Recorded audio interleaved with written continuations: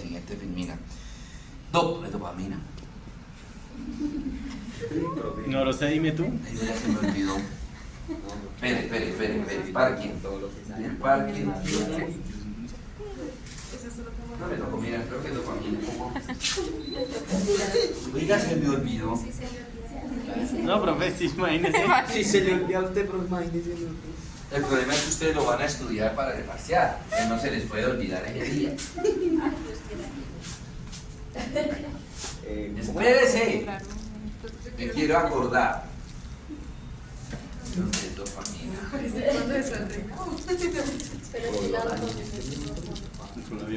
Creo que es dopamina. A ver, el cefalopigmento, sustancia negra, esta piramidal, no sé qué, en la siguiente aparece dopamina. Sí, estaba viendo. Entonces, normalmente produce dopamina, ¿sí?, para mantener la funcionalidad de la transmisión de los impulsos nerviosos de la vía extrapiramidal, ¿sí?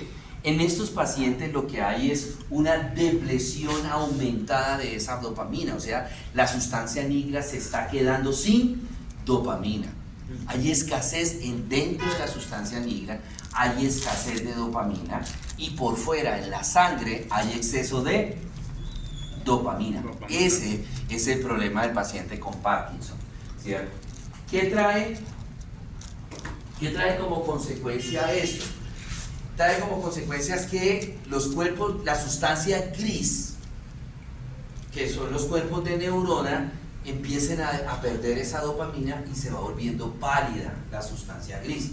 Se va convirtiendo como en sustancia blanca. ¿Por qué? Por la deficiencia de dopamina, por la falta de dopamina. Dentro de los síntomas, como es vía extrapiramidal, inicialmente comienza con problemas motores, ¿sí? Hay un trastorno en la conducción del impulso nervioso por la vía extrapiramidal. Entonces hay deficiencia hay trastornos motores. Vuelvo y le digo, esta es una enfermedad degenerativa, progresiva, crónica. Ese trastorno motor, ¿cómo se caracteriza? Entonces el paciente empieza a presentar dificultad. Al principio es una dificultad leve para realizar movimientos, para la marcha, para coger objetos, ¿sí? Empiezan a tener torpeza en los movimientos, especialmente al caminar. Fácilmente ellos se enredan sin que haya, por decirlo ejemplo, ningún obstáculo. Ellos se enredan y se pueden caer muy fácilmente. Si van a agarrar algún objeto, de pronto no lo pueden agarrar. ¿Por qué? Porque de pronto mandan la mano muy lejos o muy cerca, no le atinan, por así decirlo. Fuera de eso, pierden la fuerza muscular, entonces fácilmente los objetos se les caen, ¿sí? Agarran el tenedor y fácilmente cada rato se viven cayendo. Los pocillos y todo ese tipo de cosas se viven cayendo, se viven rompiendo los objetos. Una de las manifestaciones de ese extrapiramidalismo, de esa afectación a nivel extrapiramidal, el temblor. Es un temblor distal. Ese temblor comienza en las extremidades superiores. Entonces, por ejemplo, ellos van a coger la cuchara, entonces tiembla, se le pierde, se le cae la comida por el temblor, ¿cierto? De pronto no pierde mucho la habilidad para hacer movimientos de destreza fina, movimientos que requieren coordinación, ¿verdad? Los músculos de ellos son rígidos, empiezan a tornarse rígidos los músculos, y por eso se les dificulta algunos movimientos, especialmente que tengan que hacer flexión, extensión, por ejemplo la rodilla, ¿sí? los codos, ¿verdad? Los movimientos de estos pacientes, como ellos tienen torpeza y como tienen dificultad para agarrar las cosas, los movimientos de ellos son lentos, la bradicinesia. La marcha de estos pacientes ellos cambian el ritmo de la marcha. Los pasos de ellos van a ser pasos corticos y rápidos. Es lo que se llama la marcha festinante, ¿sí? Son pasos corticos y pasos muy rápidos, ¿correcto? Fíjese que todo ha sido ¿qué? Motor. Todo ha sido motor. Tardíamente, muy tardíamente, empiezan a tener problemas sensitivos. ¿Correcto? El lenguaje, obviamente, la lengua es un músculo, entonces también se enredan para hablar muy fácilmente. Cuando quieren hablar a la velocidad que ellos acostumbraban a hablar normalmente. Entonces, para evitar ellos enredarse, entonces, ¿qué tienen que hacer? Hablar más despacio para que la gente, uno, para evitar enredarse, y dos, para que la gente les entienda, ¿cierto? Y esta enfermedad puede ocasionar demencia senil. Entonces, el Parkinson puede llevar al paciente a un ¿qué? A un Alzheimer, demencia senil, ¿cierto? Bueno, veamos ahora Alzheimer, que es, como les decía, es una enfermedad que está relacionada con el Parkinson. La enfermedad de Alzheimer es también una enfermedad neurodegenerativa, es una enfermedad degenerativa, progresiva, crónica, pero que se presenta más tardíamente que el Parkinson. Más o menos el Alzheimer se comienza a presentar hacia los 80 años de edad, ¿sí? El Parkinson por allá a los 60, 55 años de edad. ¿Qué es lo que está pasando en estos pacientes? Se están destruyendo las neuronas de la corteza cerebral, se están muriendo las neuronas a nivel de la corteza cerebral. Por lo general, ¿por dónde comienza? Por el lóbulo frontal. Y si ustedes, yo no ni pregunto porque yo sé que se acuerdan y me van a responder todos gritando, ¿qué hay? ¿Cuáles son las áreas funcionales del lóbulo frontal? La memoria cortoplástica. ¿En dónde? En la parte. Pero no. En la frontal. Yo dije no quería preguntar. Entonces el lóbulo frontal tiene el área motora primaria, el área premotora y el área prefrontal. Entonces comienza a destruirse esas neuronas de esa corteza cerebral. Área motora primaria, movimientos, empieza a tener muy parecido al Parkinson. De hecho, cuando está empezando el Alzheimer se parece mucho al Parkinson y de pronto los médicos, los neurólogos piensan que lo que el paciente tiene es un Parkinson. ¿Por qué? Porque empieza a tener los mismos trastornos motores que un paciente con Parkinson. ¿Sí? Torpeza al caminar, pérdida, digamos, del tono muscular, la rigidez, ¿sí? De los músculos y el área prefrontal. Entonces ahí está, está la parte de la memoria a corto plazo, está la parte de la atención, la concentración. Entonces estos pacientes se van a distraer muy fácilmente. Usted está hablando con el paciente y el paciente, no, así a estilo estudiantes, ¿cierto? Uno les está hablando y ellos mirando para otro lado, mirando el celular, ¿cierto? Etcétera, etcétera, etcétera, ¿verdad? Se les olvidan, como se están destruyendo las neuronas de la corteza prefrontal, ahí está la memoria a corto plazo. Se le olvidan ellos empiezan a perder la memoria a corto plazo. ¿Sí? Y no llega. ¿Qué es lo que les iba a decir? Me olvidó. Yo almorcé. No me acuerdo si Se me olvida lo que tiene. Asumo que sí, porque ya estamos de noche.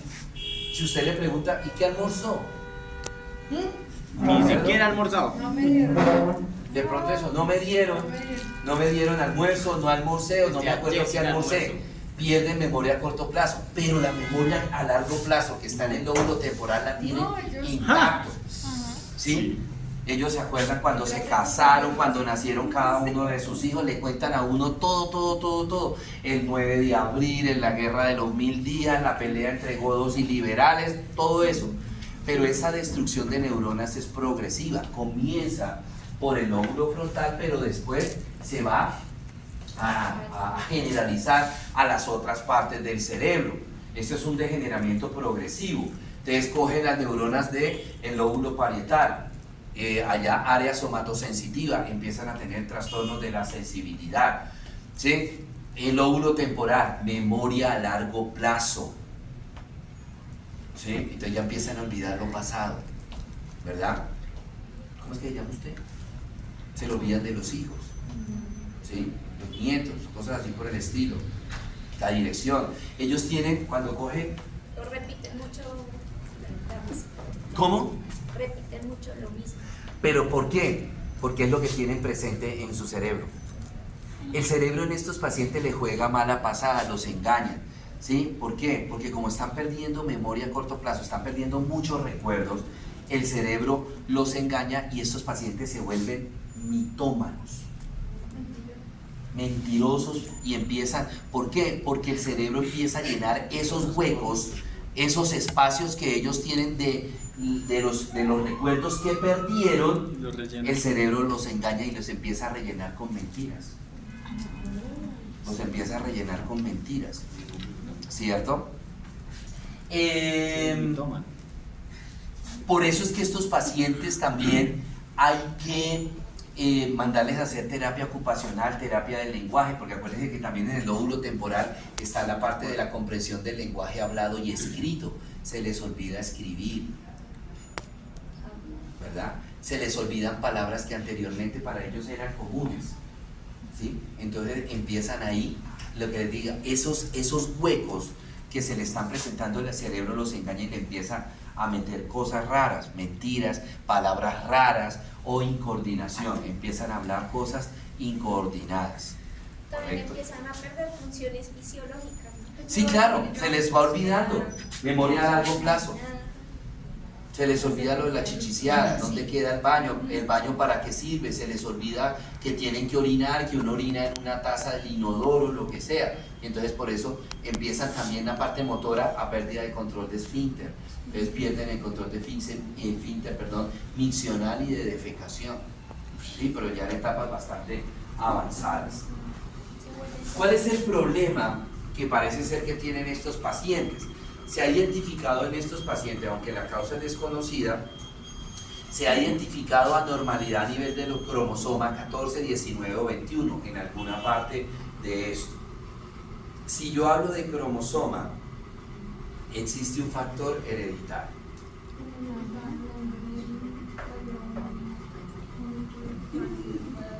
Para averiguar eso.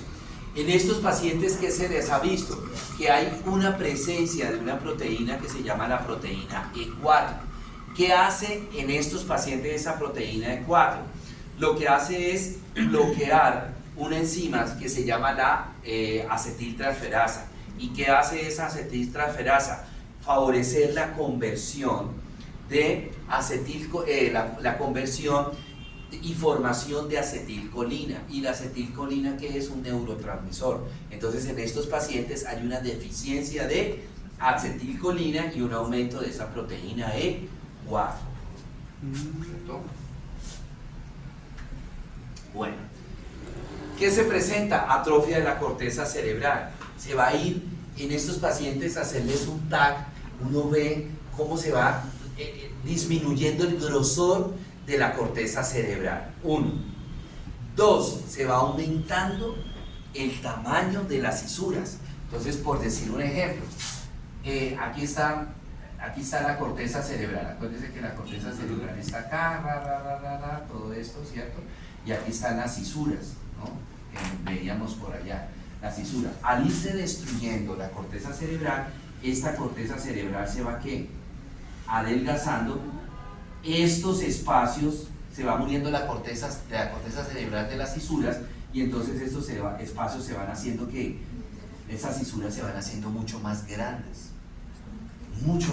Es impresionante en algunos pacientes que uno ve con Alzheimer de mucho tiempo, esos huecos que hay ahí ya en la corteza cerebral, en las fisuras. Ya eso no es así, la fisura es así.